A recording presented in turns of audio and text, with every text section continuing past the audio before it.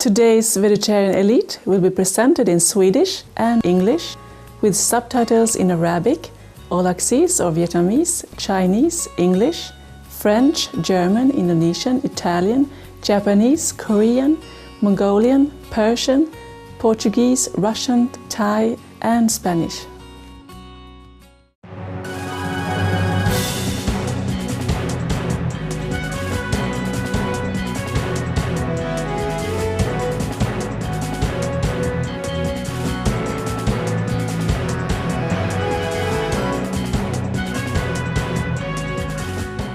Sverige är känt som ett öppensinnat, fridfullt land som har varit hem till många stora personer, som djurälskaren Astrid Lindgren, den berömda författaren av Pippi Långstrump.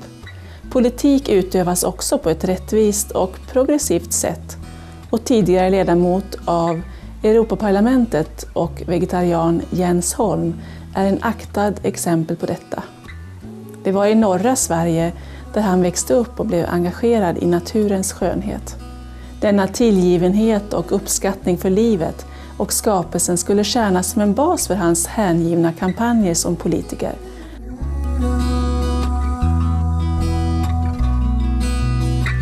If we don't solve the problem with global warming and the emissions, we won't have a planet to live on, so it's a matter of survival.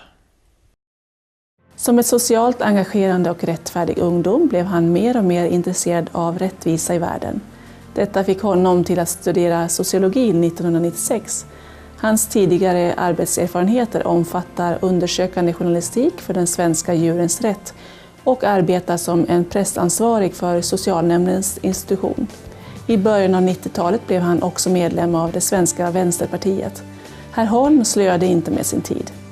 När han nådde 30 hade herr Holm redan skrivit 2 böcker med titeln För vår rätt och värdighet, ungdomar om livet i Colombia och Sverige, och Mat, miljö, rättvisa, köttkonsumtionens påverkan på miljön och den globala livsmedelsförsörjningen. Han regisserade en dokumentärfilm, Apor till salu, som detaljerade den grymma verkligheten av att importera apor för djurförsök.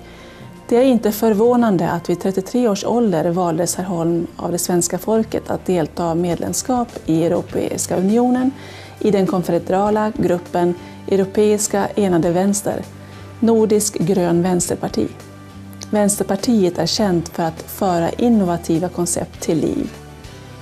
Innan hans stint i politiken hade herr Holm gjort åtagande när han var 23 att sluta äta kött, som ett rationellt sätt att lösa världens svält och för miljön. Ytterligare arbete i Europeiska unionen fick han reda på mer om djurens fruktansvärda öde inom köttindustrin och på andra håll. Herr Holm skulle stolt berätta att hans största prestation i Europaparlamentet var att få köttklimatfrågan på dagordningen. Detta var första gången det hade gjorts. Förutom miljöförstöring tar det också upp boskapslägenhet på svälten i världen, vattenbrist och mycket mera.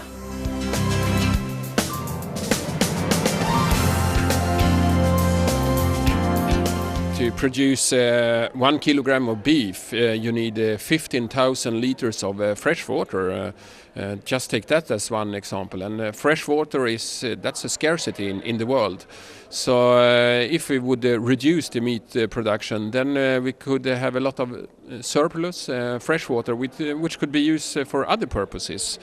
And also livestock production is a big emitter of greenhouse gases. About 18% of the world's total emissions of greenhouse gases comes from the livestock production.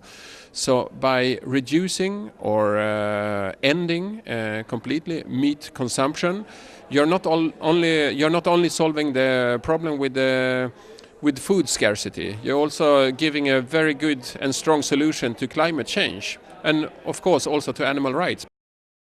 Den 4 mars 2009 organiserade Jens Holm ett möte i Europaparlamentet för att officiellt lansera sin nya hemsida meatclimate.org. Webbplatsen fungerar som en distributionspunkt för rapporten Djurindustrin och klimatet. EU blundar och förvärrar. Samförfattat av Jens Holm och Toivo Jokala, en författare och doktorand i kriminologi. Denna rapport visar den tuffa sanningen om boskapsnäringen och klimatförändringar, liksom dess andra sociala orättvisor. Volontärer från flera länder möjliggjorde att få denna rapport på 9 olika språk.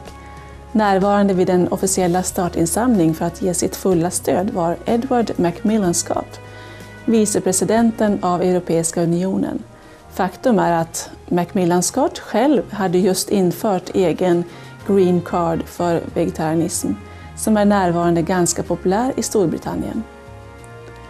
De tror båda på att Europeiska unionens roll är kritisk för att bygga en hållbar och ljus framtid för jorden.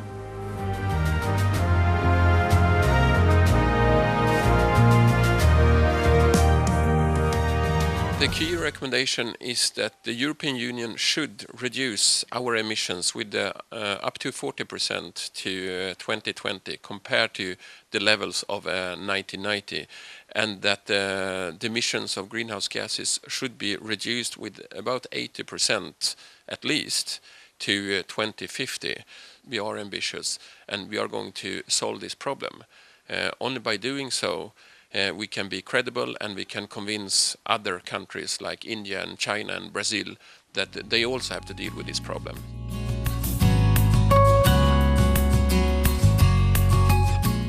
Under Köpenhamn klimatdiskussioner i december 2009 avslöjade herr Holm mer om hans ambitiösa mål. Han uppmanade Europeiska unionen att ta bort alla subventioner för köttproduktion. Dessa incitament kommer då att filtreras mot hälsosammare val som förespråkar en växtbaserad kost. Det är oacceptabelt och opraktiskt att miljarder europeiska euro används för ändamål helt i strid med hållbarheten och balansen på vår planet. The money you gain from this meat tax, that money you can use to subsidize vegetarian food. Today there are European subsidies going directly to advertisement campaigns for meat consumption. It should be the other way around. We should have awareness campaigns for vegetarian consumption, because that is the solution. And who knows, one day in the future perhaps we live in a world where people are not eating animals, and I would be the happiest person on earth.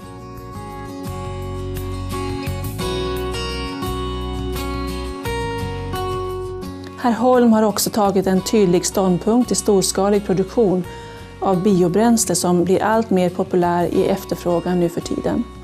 Han föreslår att biobränslen skulle kunna användas tillsammans med fossila bränslen för närvarande, men bättre lösningar måste hittas då våra transporter inte bör konkurrera med vår livsmedelsförsörjning.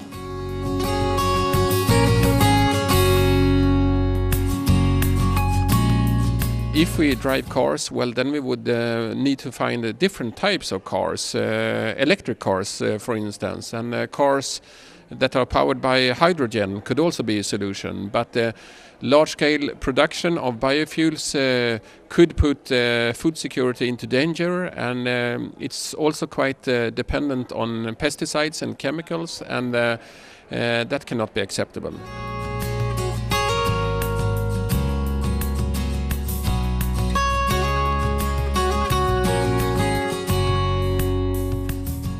Vi kommer snart tillbaka på Vegetarian Elite inom ett ögonblick. Ni tittar på Supreme Master Television.